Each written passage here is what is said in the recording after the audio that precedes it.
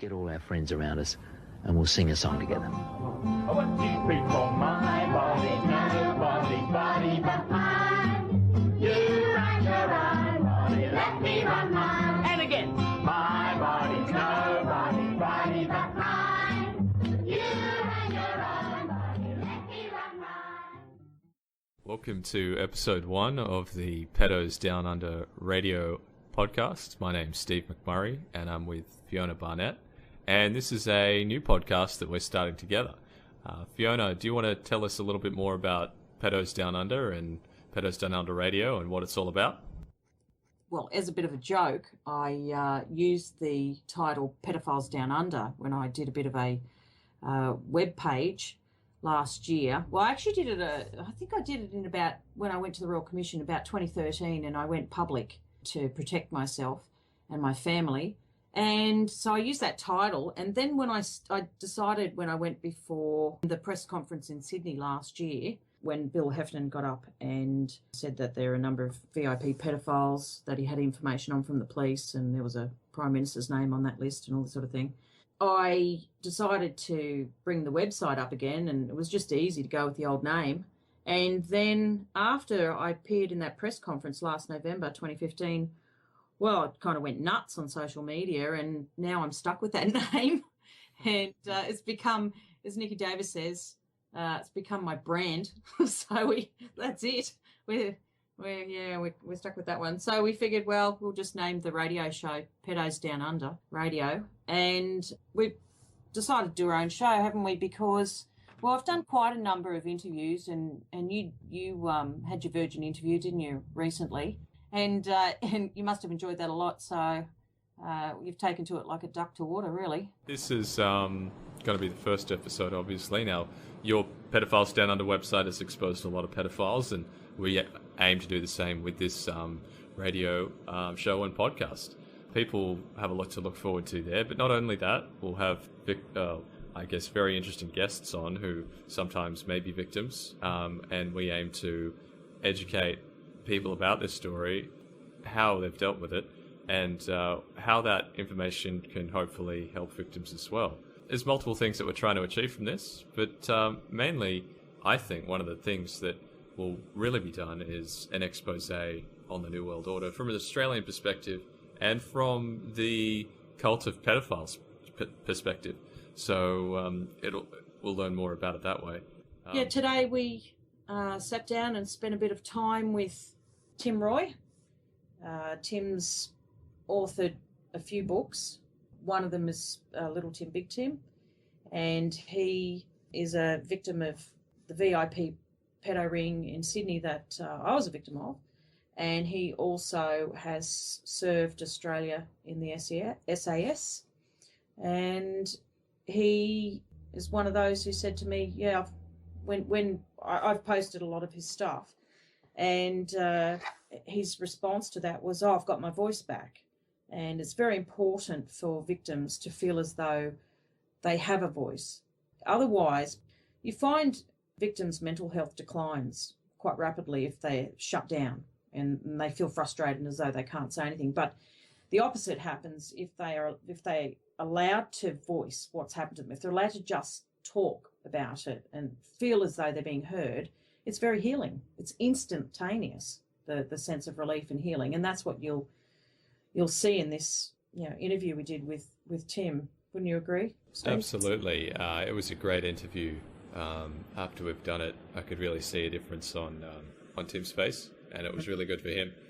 That's what makes me happy about it. In a way, that's success for me and what I have to do with this podcast. But there'll be many more to come, and many more interesting guests, and a lot of information, and a lot of people exposed over the coming podcasts. Yeah, we really took down 2GB in this episode.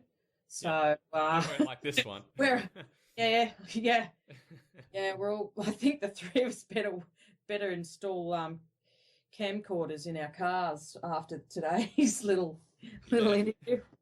I'll be looking over my shoulder, that's for sure. We're all going to. If the thing gets popular, we're all dead. Yeah, that's right. We're going to update our wheels. So no, it's good. I mean, it was a bit it was a different sort of interview. I've never done something like that, and there's some funny moments, and I think we sort of acted as though we were all sitting around having a drink at the pub, to be honest. Yeah, it wasn't that's really what it was. it was. It's a friendly chat, yeah. It's a very friendly chat, and got out of hand at times, but it all came good in the end. We'll just see how it goes. There'll be times when we can't really have a chat like that with guests, but this you can with Tim. He's a funny guy too. He's got a good sense of humour. Welcome to Pedos Down Under Radio. We're calling it that mainly because, as Nikki Davis said, that's our brand now. So I started the name Pedophiles Down Under just like as a joke, and it stuck. So it's going to be on my gravestone now. But this is... Well, like you can have that. They'll just never find your body. No. There won't be a gravestone. I intend to see my people in the future put pus on all their gravestones. Pedophiles under stress. Yeah. That's his catchphrase. I don't use pedophiles. I find that the public hates the word. Right? They shut down and they don't think. It's just too much for them. Right? So we, as people who want to be respected, we need to be respectful, and we need to understand that is a calamity between all types, condition types, Christian types, locals, internationals. The word pedophile does not officially help people who are trying to fight them. Because they know it. So that's unfortunate that we chose that as our name. Yeah, well, that's your name. Anyway, we better tell everyone what his name is. I haven't introduced you. Yeah, I'll get there. Plus, P-U-S. Pedophiles under stress when they're alive. And as for my old man and all his mates, pedophiles under surface. Pus, dead or alive. That's what he likes. So, everyone, this is Tim Roy. Yeah. Tim's the author of 2 books. One is Little Tim, Big Tim, and the other one is Switch Me Off. Now, Little Tim, Big Tim... No, verbal. Oh, verbal. Yeah, okay. Well, Little Tim, Big Tim is about Tim's experience of a VIP pedophile ring in Sydney. It's the same ring that abused me. And his experience of ritual abuse also at the hands of some big names. And then the other book, Switch Me Off, is about Tim's experiences serving in the Australian SAS. And do you want to just tell people, because there will be people from England and America who don't know what that Special Forces branch is. So. All right. I'm very well aware that the latest SAS itself, put in a search, can bring up my stuff. So I don't label it as the SAS. In Australia, for those people who want to know what I'm talking about, I refer to it, the lads in the West, myself in the West, or the West. West Australia being understanding what West is. And that allows myself not to feel like I'm engaging men who've done their time for their country to actually be pulled into this sort of stuff, because I'm not being smart enough not to make sure that searchers don't go looking for them in this comment. So I don't use it. And I talk to all my friends. I was in the West. Over in the West, we did this. And I'll leave it at that.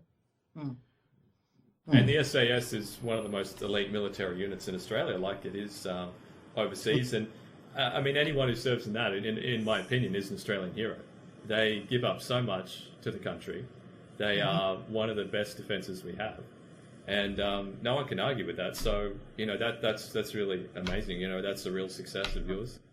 Yeah, I also think that because we live with what I will say, pus in charge, that we have an incompetence now between the military and the army. That's why the cafe that went off in Sydney was rubbish. Oh, the Link Cafe siege. I had a chat. I've got a friend who was in that siege, and I know some of the inside information about that siege, and it was just disgusting. I mean, I kept on saying when I saw it, I knew someone was dead the moment they went in there and started. How many rounds of bullets just like, It was like watching a bunch of kids heading up at the firing range with live rounds. Yeah. It's like watching that chick in the shopping centre, pulling her gun to save herself and injuring 3 people with ricochets. Yeah. They don't know how to use them. Don't give it to them. No, the police are notoriously bad shots because they're not taught. They don't have enough training. They haven't had the training from the beginning. No, you'd have to put police on 12-hour shifts to actually get a competent police force. Because then that third shift can go to training. And we can actually feel safe if they actually do draw their weapons. But presently, they and, well, he was very much a staunch, anti-terrorist, no boats nonsense, all that sort of thing, right? But he neglected to tell the future Prime Minister that he's actually allowed to pass the emergency action, which happened at the cafe, the Link Cafe. He's actually allowed to pass that information and responsibility to the military. So we have a Liberal Party that is actually hiding information from each other and getting Australians killed. Because they could have called the SAS and taken that guy out in 5 minutes. They had a clear shot through the window. And it's not like chocolate cafes routinely put up bulletproof glass. So... yeah, they could have slipped right through that real easily. And the boys had done 6 hours rehearsals and not got used. And then when we do rehearsals, we do it. It's just go until you get on the chopper to go do the job. But this is no call. And this is what the Australian public needs to know. You're allowed to call your military to save your civilians. And I can say that, Steve, because I created a bloody fiasco when I came out and told them they were training with automatic weapons over in the West. That's what caused the actual, the conspiracy I own today was trying to cover that up. I'm the only man in Australia has a conspiracy and tells people about it. So, Tim, why don't you tell people, just because there are people who haven't read your book and there are people who need just a very basic background, so why don't you tell them just a little bit about your childhood and where you grew up, and then we'll go into your VIP abusers and your experiences of ritual abuse in Sydney. I've got the book, Little Tim, Big Tim. That is, evidential reference, I feel. No problems there. I've got the statement from the police. They actually believe me. Like, I was bounced from the Royal Commission to the police. Spent 4 days over 2 years telling the story about VIPs. Presently, I'd like to just keep those things in-house and let's just work on that little area there, because my life has gone... Too many stories. Exactly. And I don't want to overwhelm people. The best way to explain how to deal with these when you have mental health issues is that the police want you to come from the younger age forward, right? And when that happened to me, that all of that content itself started dredging up other things from the police. But I couldn't give them that as an evidence because it was still scattered in my mind. And I have always been a proponent that I put honesty down in front of me, and you can go and chase it up, you can smash it, you can bring it up against people. And I'll tell you, there's not a pedophile in this country that is better than me. I've lived my life, an honourable life, just so I can say that to people, right? So basically, the people you're protecting are mere men to me. They haven't achieved shit. All they've done is made $1 billion out of stealing from Australians. Whereas at least I know I'm going to my grave with honour, and I can help Australians understand that about themselves and find a way to honour this situation. And that is protect children. Protect children and the vulnerable. Nurture children and the vulnerable. As an adult, that is the only responsibility you have on this earth. As a male, you're meant to protect. As a female, you're meant to nurture. If you're getting both of those sorted out, you're running the show. Tell us about your dad. And he my old worked man, with Derek, didn't he? Yeah, well, we started with Derek. My old man worked with, I believe, Gordon Moyes and him worked together as guards. And in that role, they were VIP procurers. Oh, procurers. Yeah. Okay, so within his social club, which was the Freemasons, he decided that he was engaged by the Freemasons to run around and bring children in for rituals. Now, he brought me in because I, as they will say in the Christian world, was special. The only reason I was special is because I forgot, right? I dissociated. I learned to just not let that happen the next day. All right? Whatever happened there didn't happen to me. It happened to my brother. My brother would tell you it happened to him. My other brother tell him it happened to me. I don't know what fairyland you're in. It didn't happen to me because my brain needed to dissociate it. So it was too overwhelming. Now, Tim, when you say Freemasons, I do know what you mean. Fiona's talked to me about this before. I guess we're talking about a criminal organization here. Not just, I guess, am I right in saying it's not just Freemasons, but it's other people as well that are connected by criminal... Now, see, what happened, Steve, is I found the diaries of my fathers, and they were letters to John Laws. I can say that because, well, like I said, I'm going to say whatever I said on the statement. All right, Singleton's +1, Laws is +2, Jones is +3. All right, went to the ABC while Jones was going on the Q&A, left him a note, said, look, this is wrong. Your integrity of your show is going to get whacked up. He's been known as pus by the police. Police believe me, and they still put him on. So that's what you're up against. Now, I was taken down there from the ages of 5 to 10 into certain lodges and houses. When I told the police, the house on the North Shore had red concrete and white pillars. Remember that before going in, and it's always been in my head. Now, I know what happened when I went in there. I put it in my book. It's in the first part of my book. To the left, downstairs, and this room with people dressed in black, and someone shoved an onion in my mouth. Prior to that, they give you a sweetie. That sweetie's always been laced with LSD back in those days. So, as a child of 5, here I am, smashed off my head on LSD, going through a rape ritual, and having no idea when I came out of it because someone's hypnotising me or conditioning me behind that. When I was growing up, I found my father's embroidered apron. I got a flogging for that, and it stuck with me, right? So the next time, he actually delved into an insane abuse situation. I threw this back at him. I said, you're a fucking Freemason. Now, where that came from, I've got no idea. He was scared of me until he got me down to the lodge to get reprogrammed. He was scared of me. The club was scared of me because here I am at 11, 12, just telling everybody Freemasons are in public. You're before your time. And then I, down there to get brainwashed. Oh, I forgot again. And that's how they've actually managed their own safety and protection. Now, when I found the diaries was 99. Now, I can give a heads up to the poor old Freemasons out there who think they're actually in for a long time if they've joined up in the last 15 years. They're not. They've actually been designed to keep an eye on people like Fiona and myself. They'll cross our paths. We'll meet you. But if we met you and you haven't got anything to take back to them, you're not protected by them.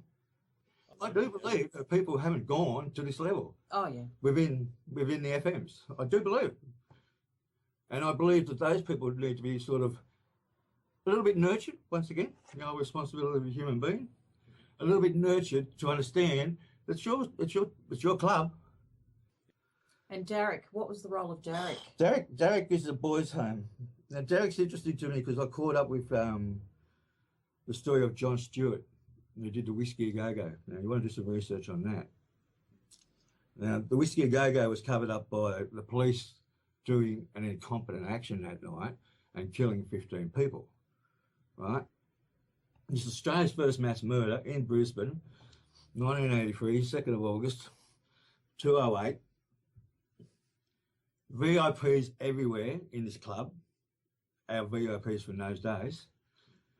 Big band, you know, all these sort of things that have actually had to be squashed because they wanted to blame somebody else who was on the Gold Coast at the time. Joe Bjelke-Petersen came out as the Premier and said, they are crims, they are the ones that did it. Not before, not before a jury, not before a judge, not before anything, you know, broke the law. Right, but of course he's an FM, you know, But also, we never get away with it. Queensland was a police state back then. No, he was a police state after that. There wasn't a police state before that. Wasn't it? No. After that. No, they had to make it a police state after that because they just had to cover it up. Because actually who did it, in my belief, is Rogerton and McNamara. Now, Rogerton and McNamara in your bin down there in Long Bay. Yeah, two of the people who don't know watching the show, you can look them up. They're some of the most dirtiest, you know, people involved with police in New South Wales and Australia, yeah. Yeah. Well, Rogerson ran the pedo brothels, the boy brothels in King's Cross. So he ran child trafficking in Sydney. Basically, he was the kingpin, criminal thug behind it all. Connected right into all that. He had his finger in every single pie. Every single victim that I've spoken to, I've spoken now to so many boys who are prostituted in that area from the boys' homes like Darrick and Minder and all this. They all name Rogerson. Yeah. Okay. So Rogerson came across my path because I was looking at Westbrook, which is a boys' home in Toowoomba, and this is where Stuart and all that. So the stuff that's going on in the Northern Territory. Well, that was going on, but obviously a lot of sexual abuse as well. The detention centre. But the alignment was when they came out that they actually were going to get verbal or forcibly arrested, so their criminal record would keep building. Mm. And I met these individuals, 30 years after they've had this shit happen to them, they've had to be a criminal all their life because the coppers couldn't be bothered doing their own time for their own crime. Mm. So McNamara threatened to kill me, so we got that. That was in the court case. Now, do I know who's a killer? No, I thought I was the only killer in the room. He said everybody out, we're here by ourselves. But, if I knew he was a killer, I might have a different attitude, but no, I was pretty stoked. Just walked over the top of him, back into the room, and that's, to me, I am going to be totally honest about that and say I did not know who McNamara was when he threatened to kill me back in those days. Mm. I know who he is now because I saw a photo of him going into Long Bay. Mm. That's how our life works. You have to keep going backwards to actually get that connection. And Tim, just to clarify, the court case was an attempt by the government to set you up as a criminal, and you won that case. Yeah? No, is that the one? It was an attempt by the police. The police. Yeah. The police were training over in the West with submachine guns, right? So when I went to my court case and they raided me, when the magistrate asked me what weapons did I have, and I said Uzis, he went, what? I said, Uzi, I'll describe it, I'll break it down for you, I'll show you the measurements of the apartments, right? And he's going, police carrying Uzi, bang, that was it. My court case was finished. I was acquitted at that point, but I've got to sit there now for another 2 days of constitutional law that no one knows about. Wow. Yeah, because I didn't know that myself. I mean, I knew that police obviously didn't have automatic weapons and they didn't use them like that. But that was obviously a major thing. That was against the law. Oh, that's huge. Yeah. And the way they want to cover that up, they won't cover it because I hunt people who are children. They're not going to cover stuff for me anymore. And as I said, everything's evidential in my world. You can actually find out I had Johnny Howard's crew not allow me to have a lifestyle for 3 years because I was asking Veteran Affairs for help after the choppers fell out of the sky in '96. But prior to that, that's 15 lads on, But prior to that, 3 of my best mates, when the boys were doing the reconnaissance for the exercise, I was informed, 3 mates are dead. So on my head, and I just am honest with people, right? When my world goes from black and white to grey, and that's good understanding what PTSD feels like, you can get flooded, you get swamped. So just to clarify, Tim's now talking about the helicopter that went down in Townsville about 20 years ago, was it? And had all your mates on board? 2 choppers. 2 choppers went. Oh, they crashed, didn't they? Yeah. And you think there was something sinister about that? No, just dumb officers, mate. Oh, okay. Dumb pilots, dumb generals. Generals not. Hey, there's no conspiracy here. They were just dumb. Yeah, dumb. If you've got a conspiracy, mate, you really have to work out what's going on. They're just incompetent, and they can't help it. I mean, if I don't know what you do, but let's just look at a lawyer. All right, if a lawyer goes through a university, they're not going to be actually thrown up in front of the big boys to actually deal with the QCs and all that until another 10, 15 years, right? Mm-hmm. Expect them to get that nurturing and that understanding of their position and their profession. Not the army, no. We just take it straight out of school. We put them up with a sergeant in the infantry. We actually hold their hands to teach them what they've got to load there, and it's just illogical. And the amount of abuse that's gone on in these academies, you could shut them down for 5 years and just employ people who actually have got 4 or 5 years military experience. Might be a good idea.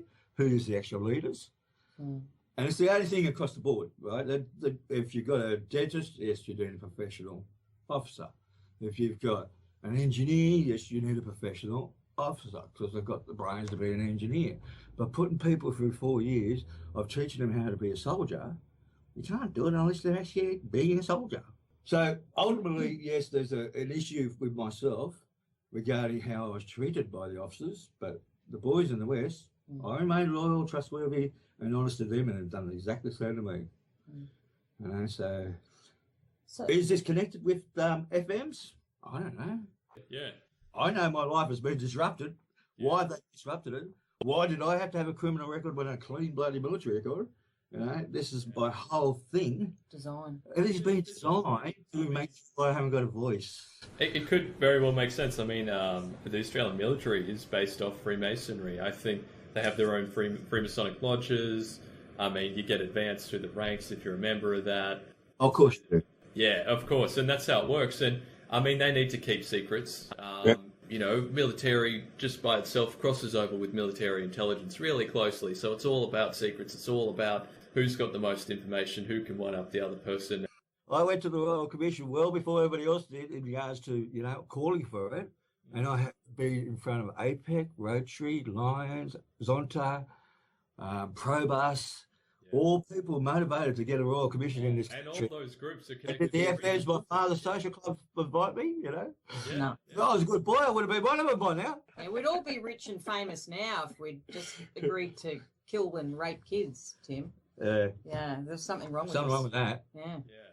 Yeah. Now back to Darrick, because this is, you know, so All topical right, Darrick. in the media at the moment. Darrick has big steel gates back in those days and big stone squares holding the gates up, okay? You drove up and the accommodation was on the top and their, you know, their farms and their fields were down there. Now, my memory of Jones, Lawes and Singleton at Darrick on social outings is, as I told the police, they weren't there. They took boys from there and myself to homes, to social outings, which are supposed to be under the guise that we are having a time out with the boys and we're doing the best thing for them, but they weren't. They were just raping us, so, you know. And there's also, there's other people who've come forward at Darrick with the same experiences that the piece came in there. People can look that up. Fiona's covered that. And, I mean, this is the thing. There's so much guilt there by these people that they're doing everything to cover it up. And they know they're stuffed when someone like Tim comes out, like yourself, and exposes them. With all the other people that have come forward, I mean, everyone needs to ask themselves, why isn't anything being done? Yeah, I'll give you confirmation for the listeners. With Darrick, I have found that I've actually been very, not only protected, but given education, and people's experiences have given me education that's allowed me to sort of piece things together.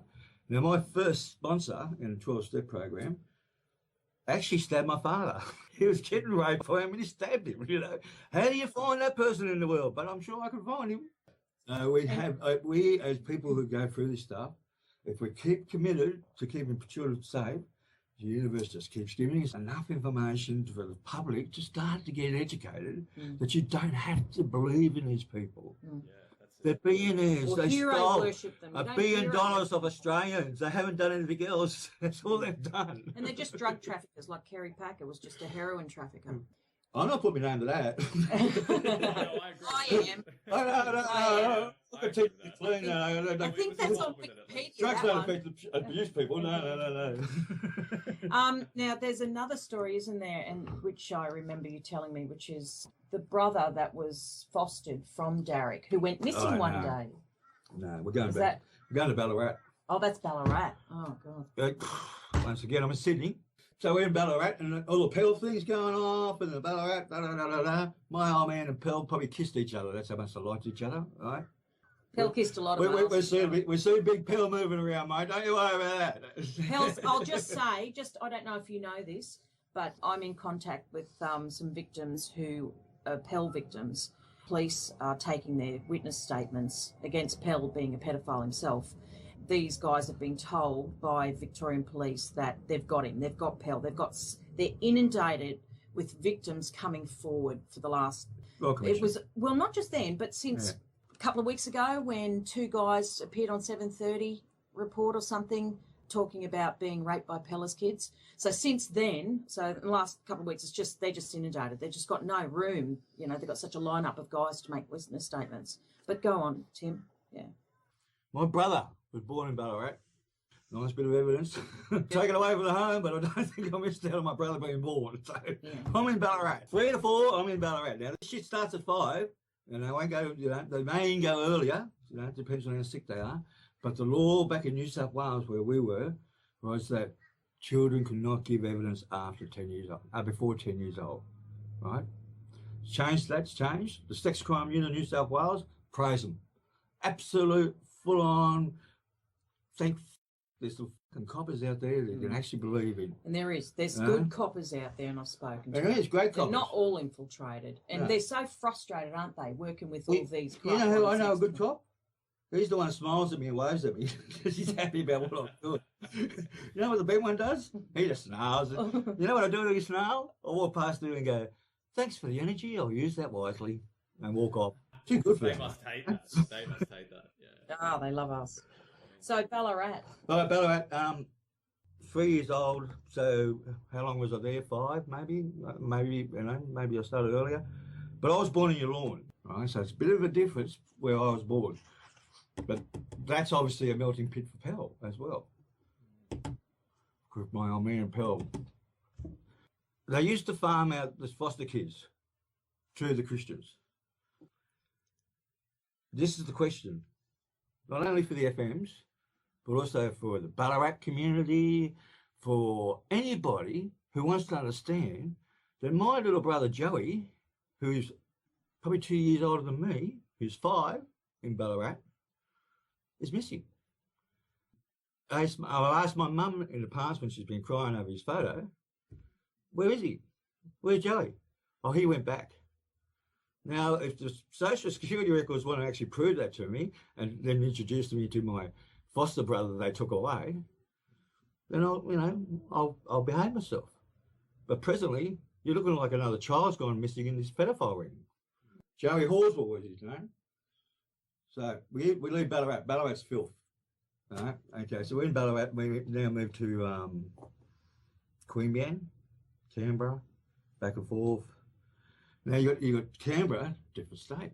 I was abused in Queanbeyan. Queanbeyan, New South Wales legislation. In the future, Gordon Moyes, the pus has taken his life because I'm on his ass, has written legislation for the New South Wales because he's a New South Wales legislator. Gordon Moyes is, I'll just clarify, he was an evangelical, so-called Christian pastor. And I actually knew Gordon Moyes. He used to come up and do these crusades, used to travel the country doing crusades. And he came up to Tweedhead's Church of Christ, which I call Tweedhead's Church of Satan, because it was infiltrated completely by Freemasons. They were all on the board. The pastor was good at the time, Maury Pieper. He was actually a genuine guy. And the church got rid of him, sacked him, because they didn't like the fact that he was actually preaching the Bible properly. So they got rid of him, but it was around that time when Maury Pieper was there that, I had lunch with Gordon Moyes, and he used to come up and do these crusades and everything. And he was held within Church of Christ and other, denominations, Protestant denominations. He was hailed as this great, respectable man, but he's one of, he was just nothing but a kiddie rapist. Well, here's my mate, my father's mate, an FM, no doubt. And he didn't need a ritual. He didn't need a building. He just got me over to his place because they were fixing up cars doing rallies back in those days. And I'd get raped just inside the room inside the laundry. Not the laundry itself because people would hear. But, they're very effective in what they do. You normally gag before you even get anywhere, So that's the first thing they're going to do is shut your mouth up if you're going to go through that. Gordon Moyes, he, under the guise of the church, purchased 2GB radio station in Sydney. He stole it. They're good Christian men, these men. He stole it, right? And then he was sweating, so Singleton took it off him, right? Now, Singleton's been sweating since I left, too tired to turn up and tell the truth, right? So, yeah. And he's actually... I went to the Sydney Morning Herald to tell my story, I like to pass USBs over. Because once it's in the cloud. Can't burn the clouds. And I do it for the future kids, mate. You know, I do it for future adults who can actually go to the cloud and go, you can't say that. It's all evidence. You know? But let's just have a quick overview of who works at 2GB radio station and who has. So it was bought by Gordon Moyes. No, he stole it from the church. He stole it. Sorry, it was stolen by Gordon Moyes. Yeah. And then it was sold to John Singleton. No, it wasn't sold. It was just passed It was over. passed over to John Singleton, another one of your perpetrators. Yeah. And then commentators at 2GB have been John Laws. Gordon Moyes was a commentator plus there. 4. Announcer. Alan Jones is an plus announcer. 3. Roger Clemson. Roger Clemson. He was also at 2GB radio. Do you remember the carbon copy books? Have you ever seen them in your lifetime? You fresh young face, young man. Yeah. He doesn't know what that is. You mean? Yeah. Don't worry, he doesn't know. With a carbon copy, you know? Yeah, I know what you mean, yeah. In the old days, Steve. He had 6 books. 6 books of Law's letters. And what were these letters? What was in these letters? Right. Now, we're dealing with, once again, you're dealing with the FMs. And the FMs have a very comfortable understanding that they've been communicating a lot different to everybody else for hundreds and hundreds of years. Right? They've had a particular code. And in Australia, their particular code has always been based on, I believe, a book that my father had with his 6 books of, you know, empty one page carbon copies to +2. And this code itself, I don't know, if you're going to go and look up an Egyptian hieroglyphic wall, there might be some of that in there. If you go and look up a Scotsman's dialect 100 years ago, there might be something in that in there. But it's fairly comfortable for someone who's trained by Cypher in the West, 3rd best in the world when I left it. Fairly easy for us to be able to say, yeah, I can make some sort of understanding. Well, I can see understanding of what you're saying, Tim, because, you know, when we see all these big names, and they're all at 2GB, and especially Gordon Moyes being involved with like the Uniting Church and the Wesley Methodist Church, that's very interesting because the 2GB, or 2GB's history, starts with the Theosophical Society. Viewers who aren't aware of the Theosophical Society, in my opinion, and what I've researched, that's a Luciferian organization. It is based on Freemasonry. It is highly occult. It is connected into all the occult groups as like a learning hub. And what you just said then is confirmation back to me that I may have discovered this by verbal or by watching people's behaviour, but you actually understand that this is where it's actually come from. Yeah, now, the book that I had there is called the School of Philosophy, New South Wales School of Philosophy. Originally, it was called the School of Economic Science. Now, that book's a key. Everybody knows if you're going to do cipher, you're going to have to find another source where they keep the key, where they actually keep that sort of understanding. Now, my father's dumb, and he highlighted and underlined, well, he didn't highlight, he underlined particular places which made me feel that I'm confidently deciphering. And you know what I was deciphering? Not only, 30 years of pedophilia in this country, and the next thing that makes me absolutely disgusting is that they were monitoring my lifestyle, my achievements in the regiment, because I was scared. And they should be. And they would, because they've got a lot to hide. And going back to 2GB and the Theosophical Society, that actually started out in this, what they actually called the occult forcing house of the Southern Hemisphere. So all occult groups, from 1900 onwards, and it was built around 1920, I think, and they all gathered there. So you had the heads of Freemasonry, heads of satanic organizations, you had the heads of all these dodgy groups meeting there. And it's very interesting because it was actually created by a guy who was obviously the head of the Theosophical Society at that time. He was Charles Webster Leadbeater, and people can look him up. He was a pedophile, and he was into black magic, and he was initiated into satanic organizations. So you got this pedophile Satanist who created the area or the company and part of the Theosophical Society that housed 2GB and created it with the sole purpose of theosophizing Australia. Basically propaganda out there for people to worship everything else but Christianity. And support pedophiles. Yeah, they're media. They are media enablers. And I took that term from a top journalist in America who feels shame that they didn't report on the Cosby rapes many years before, Cosby was charged.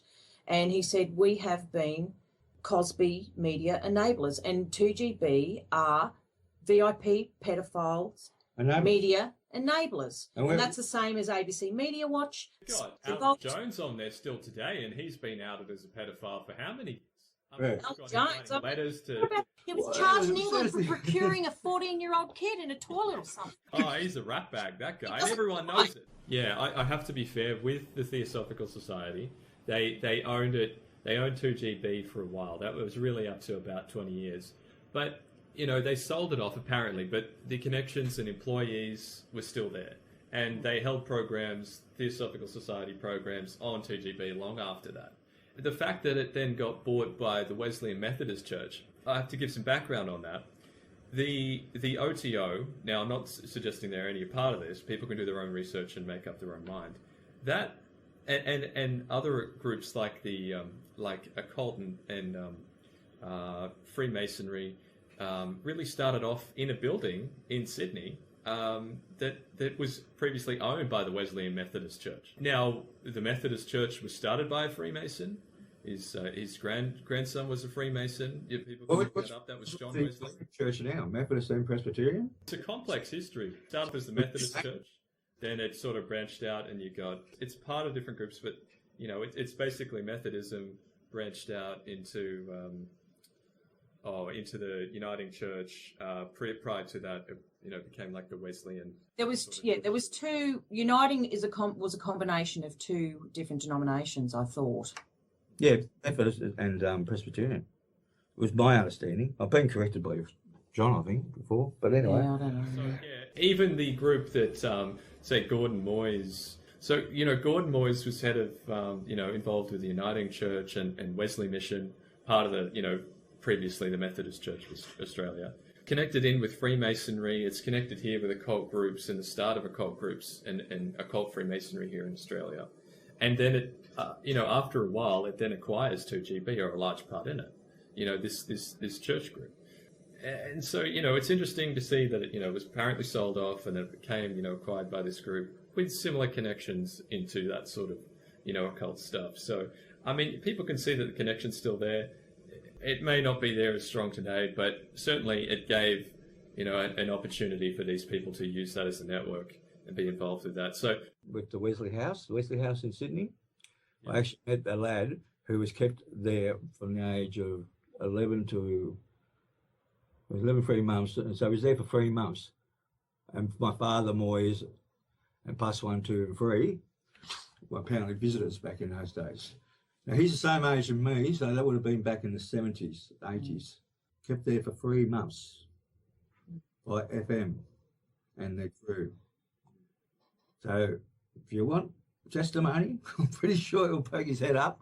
We discussed it, and we do believe it's definitely my father, and definitely Moyes, and definitely plus 2. And Roger Clemson, by the way, continued this legacy of being involved in Christian radio and Christian media, because he got an Order of Australian Medal, and he was involved in Hope, which is the biggest Christian radio station in Sydney. So he pretended to be a Christian, right up until he got this Order of Australian Medal, and he was the manager, the head executive or something of that Hope channel. So it's unreal, isn't it? Getting on radio, they love telling everyone that everything's okay. How to live their lives. Yeah. This is where we recondition them, okay? Brain only needs, any addict here, brain needs 3 to 4 days before it actually goes, I don't want to kill myself anymore. I want to live here, right? Yeah. So I say to the plus 1, 2, 3 listeners and those who've been influenced by him, don't listen to them for 3 days straight. When you have finished that 3 days, turn them on and see how you truly feel about that voice coming through to you. Mm. If it's past, turn it off. The propaganda's there, and it's... Somebody said that John Singleton was married to Liz Hayes of 60 Minutes.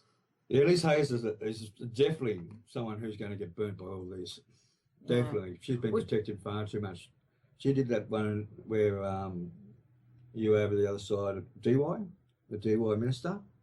and he was ped, but he was actually put in front by the ministry to actually stand up and go, you know, and Liz went and got some people who had DID, like myself, right, and embarrassed them, absolutely made fucking gooses out of them. So there's consequences for that. You don't hurt the vulnerable. It's just silly. And that's the thing. I mean, the Uniting Church, which Gordon Moyes, I think, was the only official church in Australia that was really pushing the idea of false memories. David Milliken was one of their leaders. Nice. Yeah, I agree with that. Yeah, and David Milliken was, I think he's an alright guy. I've got him connected to a couple of Satanists in my, sort of research, but I don't know if he was just a willful idiot, but he was leading the Australian False Memory Association, which was just like the CIA's one in America, which discredited all victims of ritual abuse, mind control, and sexual abuse, and said, "Oh, look, Tim, your memories, they're all made up. You can't recall them. You can't remember what happened to you." We call those phrase bombs. Yeah. Or word bomb. Exaggerate.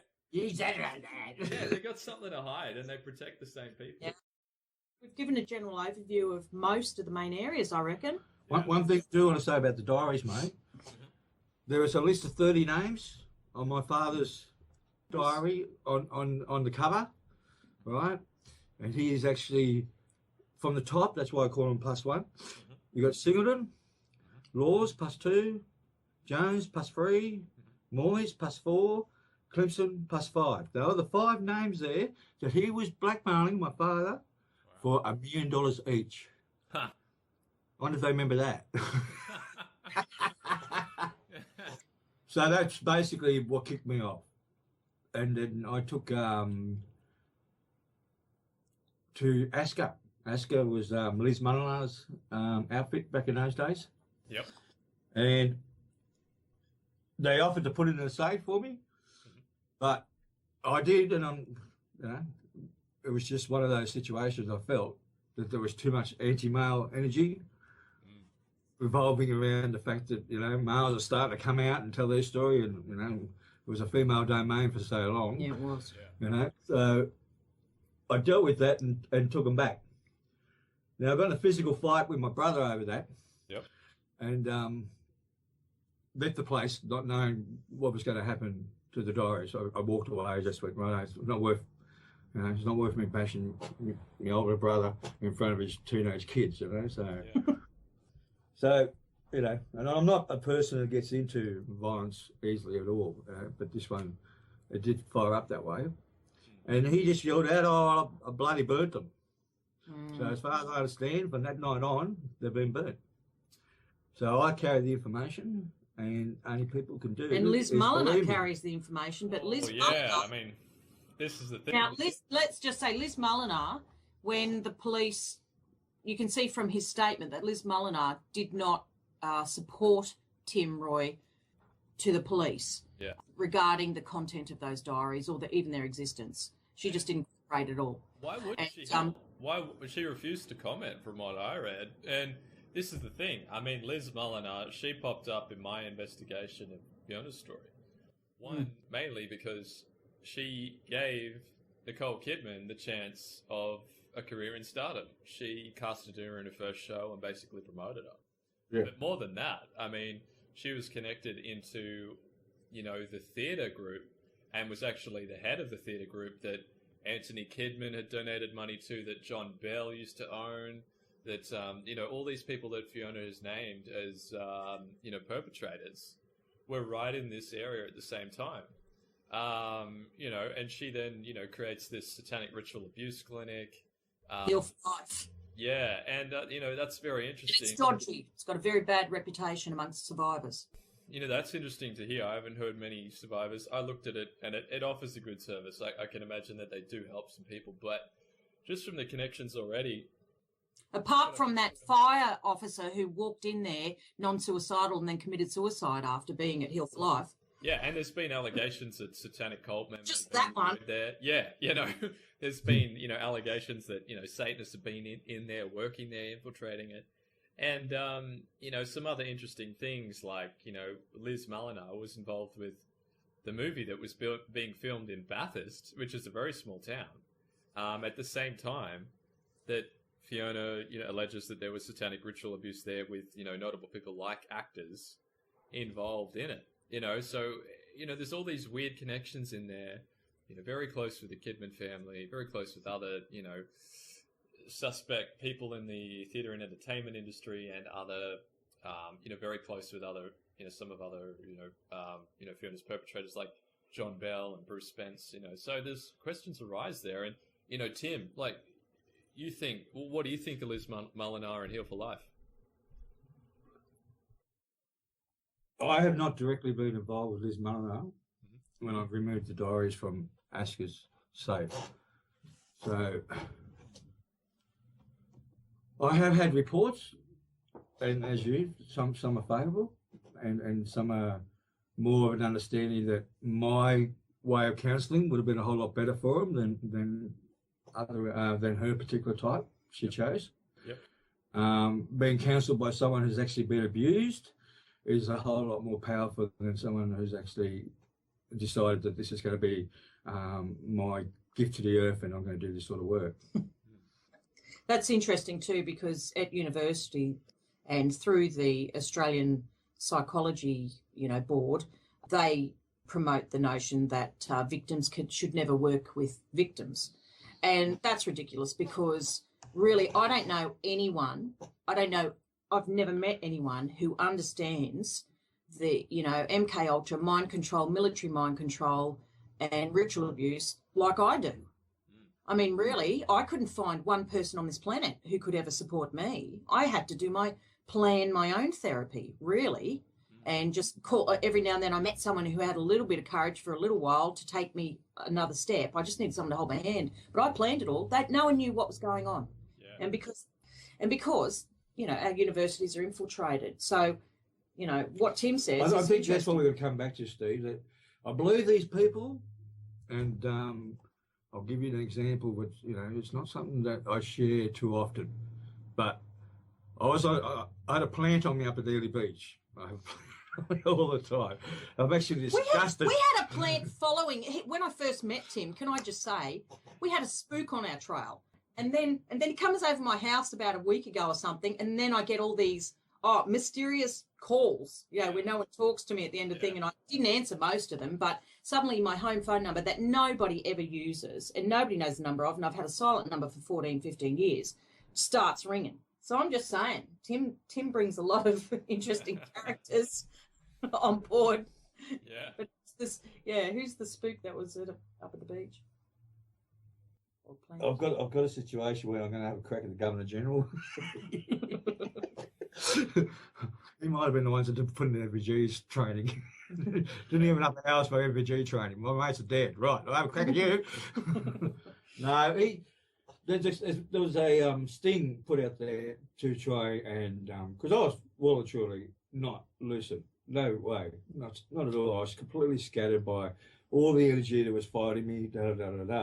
And I've got cops doing bloody wasting taxpayers' money and resources on the innocent, on the non-criminal, but it happens, right? If you want a Royal Commission, that's where you go. The Royal Commission and the police wastages of resources, police hours, taxpayers' money against the innocent. Well, setting up VIP victims, Yeah. So getting back to what I understand a little bit more, I understand evil like this, Steve. People like Liz Mulliner had evil in them, no doubt. All right? It's just that energy that's actually there that is probably not allowing the individual as an individual mind to perceive what they truly want to perceive. But the fact is that they actually have an energy that's moving through them and controlling that direction and outcome. That makes sense? Makes sense to me. And there are some, scientific studies which can even, say a lot, shed a lot of light on that. But just in all of our own experiences, anyone can understand, when they might see or perceive to see, someone who's evil. You can get that sense just looking at their eyes. You get that feeling of just being around them. That's where we can all feel it if we tune into it. If we choose to.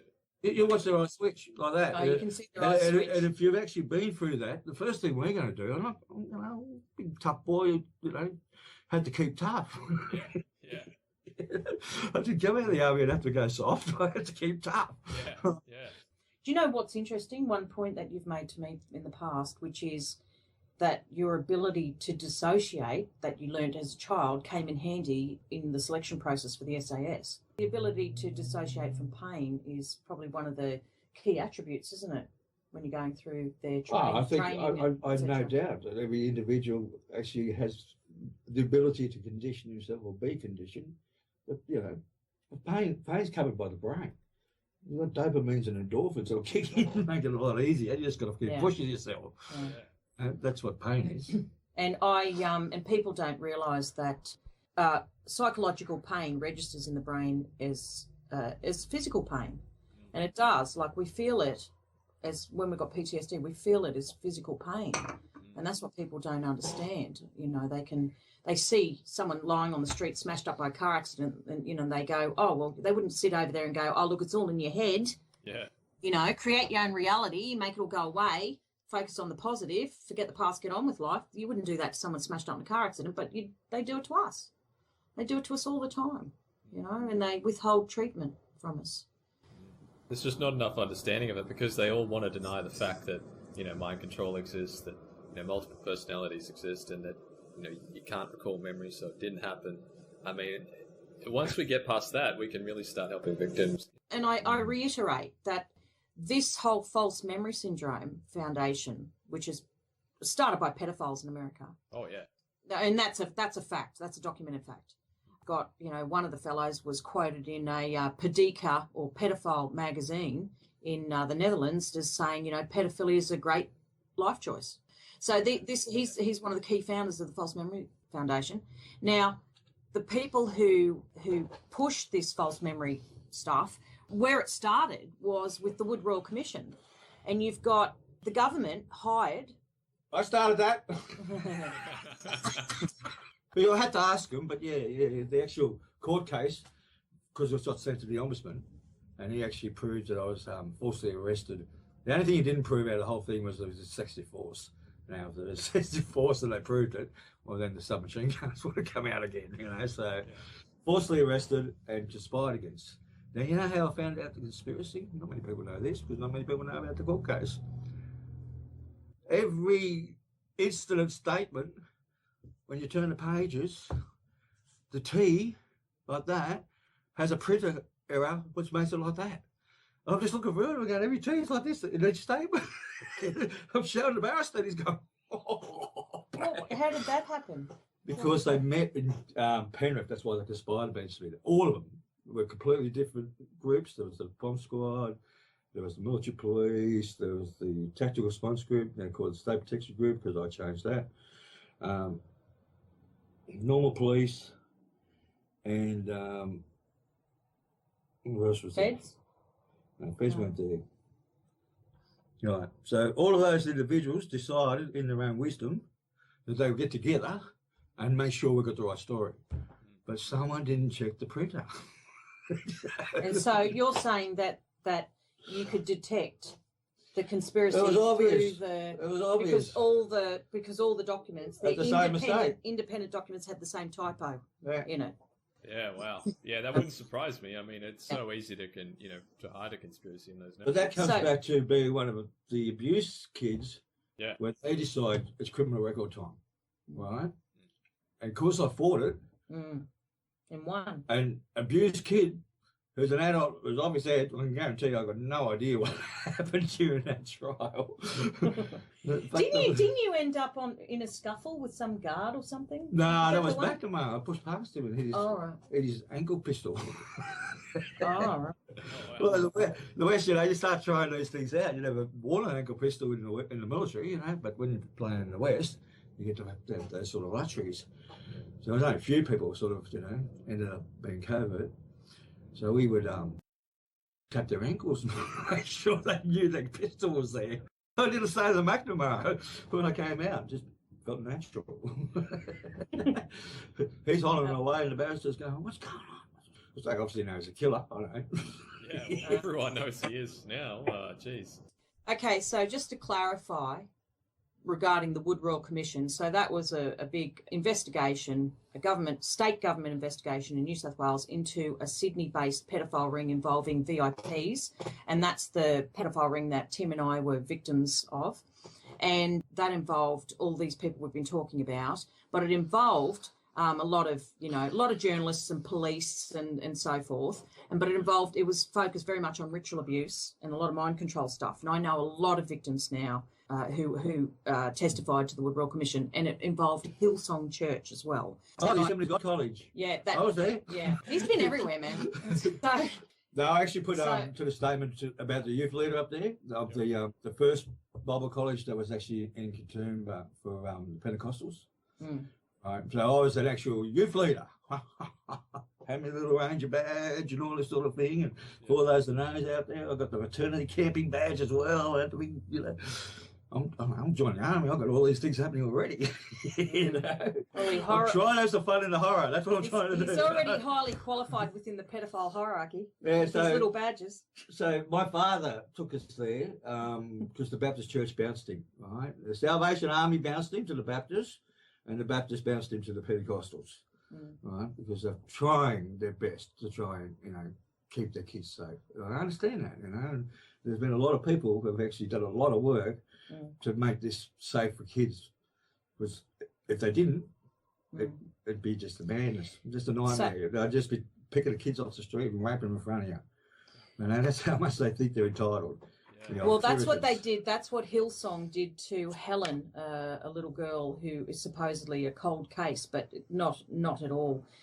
A family have testified to 2 royal commissions now that she was actually taken off the street in front of a house by the youth leaders from Hillsong Church, and these 2 children testified in court and to the Royal Commission that they witnessed her being ritually sacrificed by Hillsong Church members. So that was back when Frank Houston had started it, and he was actually a pedophile, charged and committed suicide over it. And Scipione attended his funeral. So New South Wales Police Minister Scipione. He would happen to be his best friends of the top Masons in Australia. Scipione. Oh, and Scipione's supposed to be this Baptist Christian, and he's attending Frank Houston's funeral. He goes to all the Masonic events, but about Hillsong too. Now, I found a lot of people in certain organisations involved in the Hillsong Church. I'm in contact with current victims of the Hillsong Church. So there's one young lady was prostituted from the age of 2 to 22 at Hillsong, the current Hillsong location, and I know of other people who, abused through Hillsong. Okay, there was no Hillsong. There was no Hillsong in the Assemblies of God. There was a Hill. When did they put the name? When did they do the name change? And did they do a family name change? Because they have done a family name change, and it's Hill. The latest running the show, I think he's pretty dirty.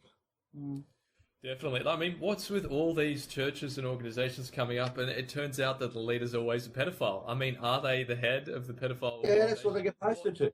Yeah, the next level of incompetence.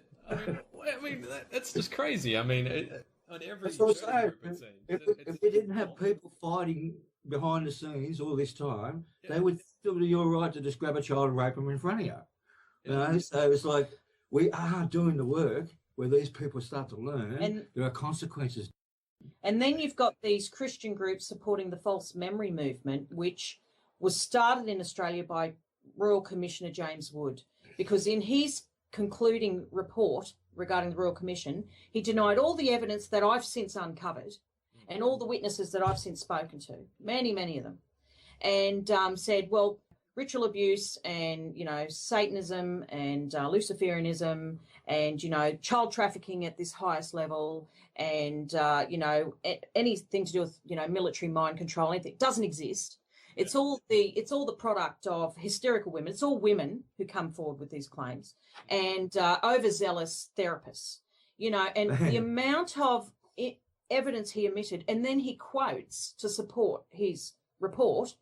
He quotes a book written by Elizabeth Loftus. At that stage in the day, back in the mid-90s, Loftus had only written 1 book and done 1 or 2 research papers involving 30, female psychology students over in America and whether or not they remember a car driving by on a video. you know, and somehow you generalize that stupid little with a n equals 30 study to people like Tim and I, to say that it's possible for us to fabricate these memories, or for someone to just suggest something and then we suddenly remember it because someone suggested it. They implant memories just through suggestion. No, it's impossible. And who would have thought that the government investigating itself would basically use this to protect itself? I mean, in all the cases that people have come forward and they mention ritual abuse or mind control or child sex trafficking, at some point the government plays a big role in being involved in it or either enabling it somehow. How do you do that when the Australian public voted the top FM into the top job? Yeah. Now, I'm not pulling your eyes over this one. I'm giving you the facts, right? This mug has walked out after the first spill, before the county's been taken, right? All excited, walks up to Bilby, we'll call him, right? And throws out his left hand on national TV, only shown once on the ABC, as usual. Right? Freemason handshake. Right, so what happened there is that he's actually got to a point now where every Freemason in Australia, or every FM in Australia, is absolutely horrified that he's just done that. And then you've got the international FMs who are just stupefied. Why do we let him get to that position where he's just a dickhead? Because the number one rule and then he actually heads off to England to do his I will speak to the ladies, talk, and I'll bring myself into some sort of alignment that I can talk to women, right? He's not doing that for that. The FMs are kicking his ass and going, you are a up, and you need to do the penance. Go and talk to women. Yeah. A misogynist pig being told to go talk to women. Isn't that beautiful? Because the number one rule we know is there is no fight club. There is no fight club. There is no fight club. Now that left-handed handshake indicates the left-handed path, which is what we refer to. Well, left-handed path is also to do with Luciferianism, because all human sacrifices are committed with the left hand within Luciferianism. So it's referred to as a left-handed path. Hence, the left-handed handshake is linked to that. So yeah, well, that explains it a bit. But what we didn't say, there's lots of little tidbits like that. But what we didn't say was that Commissioner Wood, who was employed to do this job by the government to investigate this pedophile ring in Sydney that we were victims of, VIP pedophile ring, was actually a perpetrator and a member of that same pedophile ring. He raped Dean Henry as a child, and Dean Henry placed that, and other people have said this about Wood, but Dean Henry actually is a good example because he's got evidence. He's got his Royal Commission statement that was made in prison by the Royal Commissioners, and they typed out a transcript. There's a reference number on it, etc., and that's been published. That was the actual Royal Commission that started from the 91 trial for the police corruption,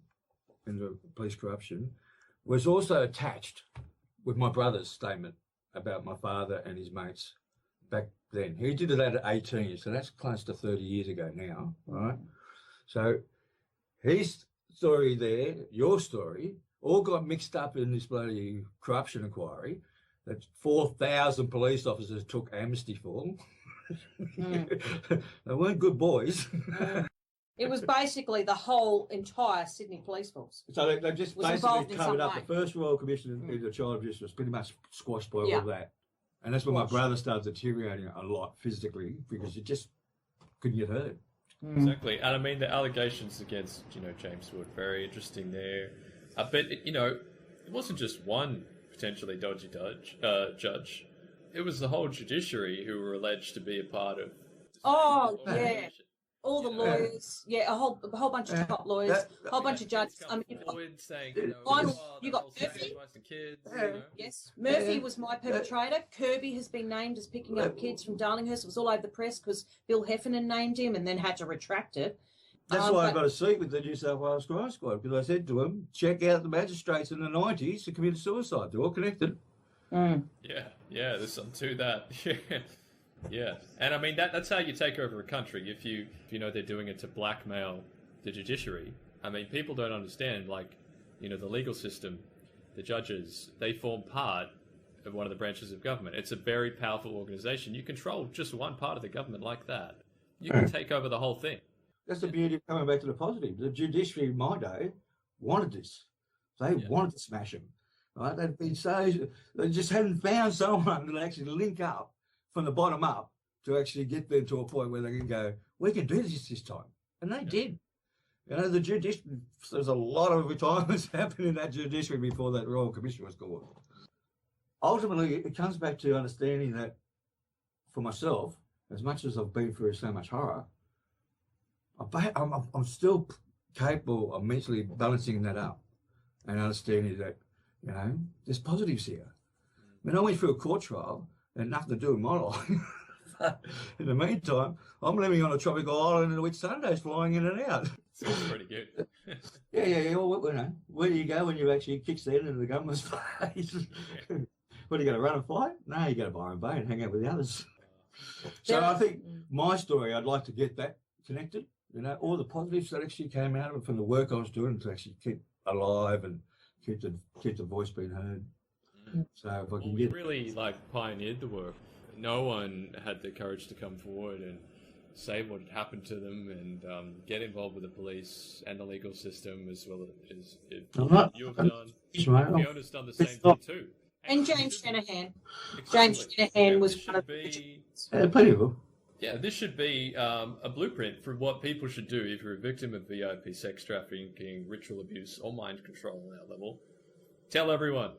Go to the police. You know, they're not... Yeah, people leave. Go public. Name names. Go public. Name names. Well, I've got friends popping up now from the release of the Alan Jones article last week, and they're popping up. But now I need them, right? They're popping up because I don't go into people's lives unless I feel like I can protect you, right? So separation is a lot easier for me to do than trying to be with everybody to protect them, okay? So I played that understanding. My friends know that. They haven't seen me for years at times, right? But they love me. They're my fingers. And, you know, as someone who's been through this, I'm rapt to know that I've got a house to go to anywhere I like with those people. Safety. And I'm just safe, right? Because this is it. You know, to help. Yeah, sorry, Fiona, you go on. Oh, I'm just saying that really you're living almost on the run, aren't you? Sort of thing from these people. Yeah, I've got 2 addresses. You know, like he's. I paid 2 lots. Like when I somehow I contacted you, didn't I, Tim? And then I think it was only within a week or something I get a phone call, and you were miles and miles and miles away. And then I get a phone call all of a sudden, and it's like, it's Tim, I'm here. Let's meet up, you know. And he was suddenly like, you know, down my way, and that's how he works. You don't know where he is. He just pops up out of the bushes. Well, I'm so glad you could be here. I've been doing this for 15 years, mate. I've had a lot of practice. I know. I have a lot of bush campsites too. Yeah. That I never find. Well, as long as you're safe and you know how to take care of yourself more than anyone. Eventually, as someone's been through this, you need to have that. You need to have that concept that you're capable of achieving safe places. Whereas I've had to stay put because I've got a couple of kids that I've had to try and maintain some sort of stability, and I've had to run a lot of times, but tired of running now. And that's the thing. Victims don't need to run anywhere. I mean, they should always be careful with who they name if they're not 100% sure. You guys are 100% sure. I mean, our systems are failing. And, you know, when injustice becomes law, resistance becomes duty, the famous quote, you know. And that should be taken on board here because every Royal Commission has failed. Every legal inquiry has failed. Every police investigation is ultimately doomed because there's someone at the top. But that's the beauty. I'm not allowed to go to court. One thing I'm allowed to go to court with, I've got mental health issues, right? Yeah. And my evidence is staunch until that point. Yeah. Guess what? They can't take me to court either. Or I will teach you all this. Anyone pulls you into a court and you don't think this is a fair situation, you name your pedophiles every time you ask the question. And I'll guarantee you, your court case will finish. But you have to. I think it's the ethical thing to do if you firmly believe and know that you're a victim. Well, what do you do? Because there's nothing else that will get anything done. Nothing else is working. So you get charged with contempt, but that's all right. That keeps the juice going. We're we've resorted to doing this because the police are not helping us. I haven't heard from my detectives for months and months now about my case. They've raided the house that my grandparents abused me in and people were murdered in, all this sort of thing, but they didn't do a thorough job of that. The neighbours came over and told them, you need to look at this address. I've witnessed what this woman said here, here, and here. But have they done a good enough job? Well, the immediate detective in charge is honest, a good cop, and then I find out the one up the top who's responsible for the whole case turns out is writing dodgy reports that keep kids housed with pedophiles and being raped for their last 4 years. Innocent parents are losing their kids to the system, the family court system, etc., etc. So, and I'm just waiting for a report to come out from Southern detectives going, oh, no, we can't do this because Fiona's, I don't know, in the past had PTSD, even though I'm integrated now and my symptoms are very mild compared to most victims. And Fiona, what is it? Because more recently, not in the earlier part of my journey, most recently there was EMDR used. And then I read Tim's, the reasons why the police dropped the case, the charges against Jones and all his cronies, is because, Tim had EMDR. Now, EMDR actually works. It actually works. Yeah. But because Tim had it, so what's going to happen to my case? Exactly. I was reading my future email. This is the, CIA's false memory program out again. It just stuffs everything up, Yeah. You ask anybody who's actually managed to find a therapy technique, that works. And if you want to understand if that you want to understand if that is actually a functional therapy for you, there's only one answer. And the person will come back and go, I feel relief. That amazing, shut the head up, I've actually had a win. I don't need to keep doing loops or satyrs or jumbles over this anymore, It's just that understanding of the presence of madness and trying to have your truth be heard, to move into a point of, it's been heard, people accept it, I get relief. And you really want people like myself having relief than being dysfunctional from PTS symptoms kicking in and every now and then. So that's therapy. Speaking of pain, Tim's been doing this interview having just had a tooth removed from an abscess yesterday, and all his, I'm sort of, I used to be symmetrical. I now have a what would you say, an inflated right side of myself. But you're soldiering on, Tim. You're doing a bloody great job, and going to comedy, Steve. That's my deal. That's where I'm taking my relief. Yeah, that's great. I'm going to chuck myself on a cruise ship, and I'll tell them all now. It'll be in October on a comedy cruise, so if you want to throw me off, I'll be there. Now that just diffuses it. You see what I'm saying? Yeah. They're going to come anywhere near me now because I told them where I'm going to be. All these people who do these things to people like you, Tim, and Fiona, they're just pathetic. I mean, it's horrible what they did, but I mean, there's something so wrong and so pathetic that we need to laugh at them. They're saying EMO. You know why? Yeah. Because every one of them that I've ever found out or dealt with, or from myself or others, they're missing one part of their human structure. That, where are we? Well, you were talking about body parts, and I started thinking about what they all have in common is a very small penis, usually. Well, probably that too, but... I can see the headlines, Bob Hawke has tiny penis. Is that what you're saying? I'm not connected to that. The thing I found with these people is that they were the losers in high school. They sucked at everything. No one liked them. And they just resorted to being their whole life. And they thought they were taught to be bullies all the way through. What's going on? I mean, they're just people. And they suck at life. You're getting it. But they're people because they've never been able to maintain an actual capacity to find out what they can achieve at each of those levels. They just never done it. Yeah. Why pass a mere man? Yeah, there's nothing special about them. They are. And if working in an office and haven't got a hard day pushing your body, well, go and join a gym because people are going to watch you. Some of my past like to dress up in women's clothing, so I don't know what that is. I don't know how Bill Shorten gets away with raping Hey, I'm not in that. Yeah. Well, I definitely think Bill Shorten did something very wrong to that woman. Oh, we get out there, we get rid of the popular This vote. guy nearly became Prime Minister. Listen to me, I've got the answer. Get rid of the popular vote and you vote people on academic level. We get professors and associate professors into the cabinet that actually know their job and their alignment. Now, hang on, Tim. What you mean, like Paul Wilson, who's up on multiple pedophile charges? Professor of criminology. I don't go for that. That's not. Where's Paul Wilson anyway? Paul Wilson is the head of criminology and forensic psychology at Bond University. Oh, he's a cop? No, criminologist. He was replaced by a cop. So he's a professional. He's a yeah. A lot of these academics are pedos.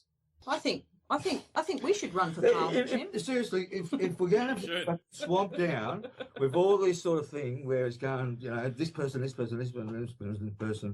don't want nothing to do with it. I want to deal with my three.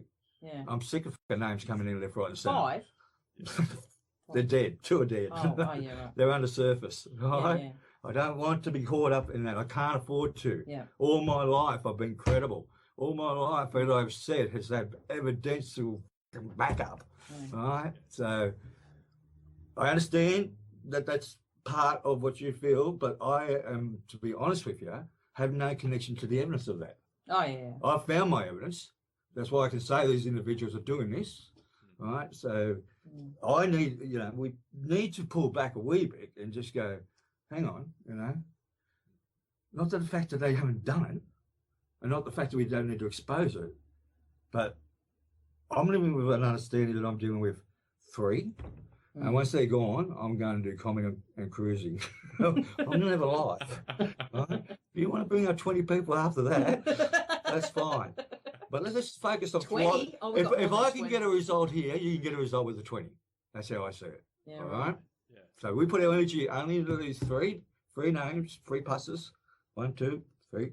And we go from there. I count for 10 years for nothing. You know? So they gave me a pension. I felt guilty about it. I spent that on people who abused. I ran around the country telling people, get a testimony. I don't know. I don't know why I'm being engaged into this, but every person I'm finding out that wants to talk to the abuse story to me, get testimonies. And that's what got us a Royal Commission. We were safe because I had 10 people who knew my story and they just written a testimony going, get the pass. Stop mucking around. So, my world, I get bounced from the Royal Commission straight to the New South Wales sex crime unit. So none of this can come out. Yes. Until now. And you reckon Gordon Moyes committed suicide because you... I just say he deceased himself. I don't know how he did it. Oh, deceased himself. Well, I'm going to be evidential, and I think we all need to say words that actually prove that what you said is true. So by coincidence, Tim goes to the police, makes his testimony, and then suddenly Gordon Moyes is found dead. Oh, and that's just a coincidence. It's the same situation with Anthony Kidman. You know? No, it's not a coincidence. He deceased himself because my energy was coming. It's like Anthony Kidman was dead within, about 6 weeks? Just die of natural causes. I remember back 16 years ago and read the diaries about how good I was at what I did. Anthony Kidman fell off the balcony in Singapore. No, wait, he fell down the stairs. No, wait, he had a heart attack. Oh, hang on, Anthony's supposed to kill himself in front of and the younger daughter, wasn't it? On the table. Oh, no one really. Anyway, when it comes to Anthony Kidman, I will say this. Each time I was raped and brought into the area prior to going onto the street, which is always found a little bit of a hallway and there was a little room there was always someone, but see, I'm small. I'm tiny. I'm tiny even when I'm fucking 14. You know, I'm 4'11" in year 10. Yeah, where were we? Every time you were something about a hall, Anthony Kidman. Yeah, any time I went into those places, I was on my face on LSD. They gave me a sweetie, and they laced it with LSD.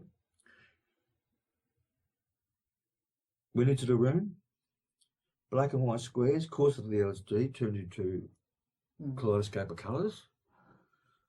And this is where Tim's special, right? Because I had an angel in the corner. Now, I don't know if you want to understand it this way, but a child needing protection from all these fucking crazy men around them, the angel was there. And that's my story. Every time. I went straight to the angel, my body went through whatever it went through, my mind didn't accept that it actually had happened, and I walked out in the sun and I was a special boy again because I wasn't saying Freemasons out of turn. You were saying something about Kidman, though, there.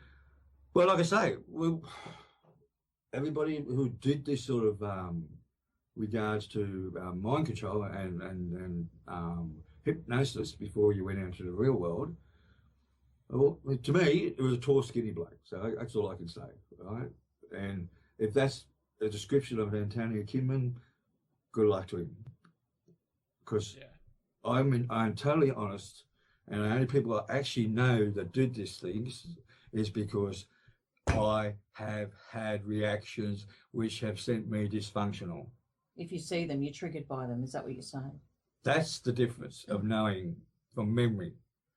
Memory is one aspect. It's your eyes and what it sees. If you want to go and fight these people and understand who they are, you have to ask your mind to let you know what information happened there. Now, your mind has scope of everything. And that's why it's so difficult to unscatter it all, because your mind is not your memory, and your mind will always overpower your memory, but your memory is the one they're going to take to court. And that's the one they don't want coming up, your memory. So now we're getting logged. Now you're going to have a problem with psychiatrists, you're going to have a problem with psychologists, you're going to have a problem with everybody, because they've just been conditioned to understand we have to get their memory to be able to expose the truth. It's never going to happen. Not if you've been brainwashed and got LSD. Who's going to believe you've got a memory when you've been smashed on LSD all your life? Yeah. Now, my first reaction that really messed my world up was Roger Clipston. Okay, on news. Now, when I saw Roger Clipston on the news, my little brain saw a monster. And I just went, I'm in guard duty, I'm dressed for guard over the west, all right, regular thing Tim gets to do. Okay, am I supposed to go to a housewarming party, right? It's my housewarming party, I'm on guard duty, okay, fine, suck it to see, wear it. He's come on, the monster head's come on. I've taken the duty vehicle with the largest keyring you've ever seen, of all weapons and explosives in the armoury of the Western Australian coastline. The nuclear bombs. And I turned up to the party going, and they're all my senior instructors. They're all looking at me like, what are you doing, dude? You're in full dress uniform, and now you're chatting to, the psych nurse in the spa. And I'm going, and they wouldn't berate me because they had their women there, and they honour their women in this sort of thing. Just pretty scary when they go off. So the phone berated me, and I stepped out, came back, and because I had a mate who actually went through Christian Brothers, we didn't know this about ourselves, but we knew that there was a safe place to be with each other. He was 10 years senior to me. He covered my ass. I'm getting called in 3 days later to get a bollocking about turning up to the party, and I'm got a clue what they're talking about. Now that's reaction. Right. John Laws destroyed my counter-terrorist career. MP5, J's, bang, bang, everyone shoots here. A lot better than the Link Cafe, I can tell you. Who knows how to shoot I am. So Laws' voice comes on the radio, right? And I've just done a complete 180-degree turn, full loaded weapon, pointing at the safety officer. And he's going, hey, Tim, lower your weapon. Put your safety catch on. I can't put my safety catch on. I've gone bipolar. My head has got that fried from hearing that voice that I can't work out which is up or down. That's not bipolar. It is bipolar. That's dissociative, isn't No, it? bipolar. Bipolar's left and right, up and down. Okay. Yeah. They haven't actually got to an understanding of it. But if you live with it, you know it's PTSD, you know bipolar. PTSD is black and white to grey. It's a different thing. Yeah. All right, so Jones came on the radio, and where was I? I was on sentry duty. No, I wasn't. I was putting mortars up. And, these individuals seem to get national airways for some reason. Right? His voice has come up, or conversation about him could be just enough as well. So here I am. I mean, it's the elite of the elite, putting up mortars, you know, it's an additional skill. You don't get taught that, you know, unless you go to an infantry battalion. So I'm putting up mortars, but I'm behaving like a 5-year-old because the smell of the powder bags give me more interest in the actual fucking how dangerous it is if you put your fucking head out of the mortar tube, you know. So they picked that up after sentry duty. So all the way, my reactions as such were documented by my father in the future, which I read, but also, where's my officers? Where's my protection for my officers? When are they going to get me some mental help if I'm pointing my weapon at the range safety officer? Yeah. How much more do you need? So I didn't get any mental health there either. So with the Defence Abuse Tribunal, they probably won't call me because I want to have a crack at all of that. And that's coming up soon, is it? The Defence Abuse Tribunal? Well, I was raped in the cadets, so they're going to call me for that. So I'm going to have to push to get into abuse and that. Well, I had the Army. This is another thing. I had the Army, in its officers' world, decide they would send a lieutenant from Human Resources or whatever, you know, Army people planning, whatever, and tell me I've got to get out of the Army. Who the fuck are you? You're a fucking... You're a lieutenant. What the fuck are you? I go, oh, I listen to a captain. I don't listen to them much, you know. So it's like, but that was my role. That's been the journey. See, they wanted me out then because they had it already lined up for the criminal record, and they had all the resources there. But I fucked them up, and I always fuck them up for resources. Now, what people don't know is you were actually in the cadets from a very young age, weren't you? Yeah, you were basically primed for the military. Yeah, I was their boy. Like I said, I'd be in the firm if they like me. What age? Yeah. If I've forgotten everything, I'd be in the firm. Tim, what age did you begin in the cadets? I started out at I joined high school pretty early, so 12, I think. Yeah. Yeah. So 12, 13 was my time with Dave Wallace. He's been binned and dead now. But I actually protected a young lad. Well, I spoke to a mate that I'm in training as well. You know, do I have the push to tell this person that this is unsafe for this young bloke over here? Right? So I just told me, mate, he is fucking marched straight into the fucking guard room. And so it has to be documented, you know? That's why it's like, they can't find this stuff. And I go, why? It happened.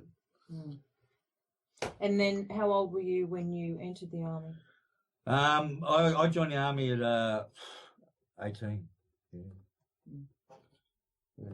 And how long were you in the SAS? Over the West? Yeah. 6 years.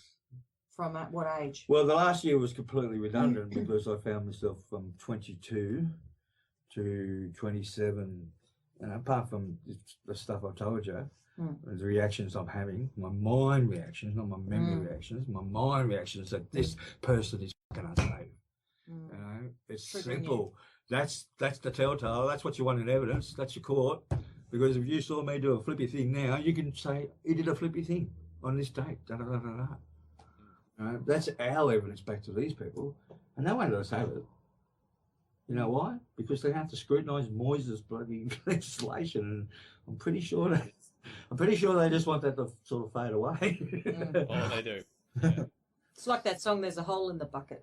It goes in a big circle, always comes back, doesn't it? Yeah. Ralph Harris, in his day, had a television show where he used to do his art, but he also had a mascot who was the same size bear as Humphrey B. Bear. Now, Humphrey B. Bear had the hat and the actual the vest, colourful vest, and he was a black bear, black, dark brown colour, right? Harris had Coogee Bear, named after the suburb then where he lived, or whatever. And I have a memory of being put into a room where the Coogee Bear costume is discarded and lying over there, and you know, I'm getting attacked. Now, my brother was taken away separate to me to that situation with Harris, right, with the Coogee Bear man. Okay, so he actually used to be avid, like I say, watch some people there, you know, everyone did, you know, avid watcher. Came on that morning and he just bolted to the corner. I couldn't fix him. When I was 9 years old, he's 7, you know, so I couldn't fix him. So I actually went and got his little blankie when he was a kid, you know, mum's kid, those things. I gave him that, you know, and that settled him down. But we didn't talk about it. And I know now why we didn't talk about it, because I just discovered that I went through that as well. He was protecting me from the trigger because he knew I didn't remember. And he's got the brain damage, unfortunately, because he did remember. He's like Fiona. No dissociation, just fucking deal with it. Memorise it, fucking overwhelmed, da-da-da-da. In John's world, well, the therapy and the medication he gave him, that shrunk his fucking brain. So, you know, as much as we have a giggle about these things, there's so many tragedies. Nobody's body but mine.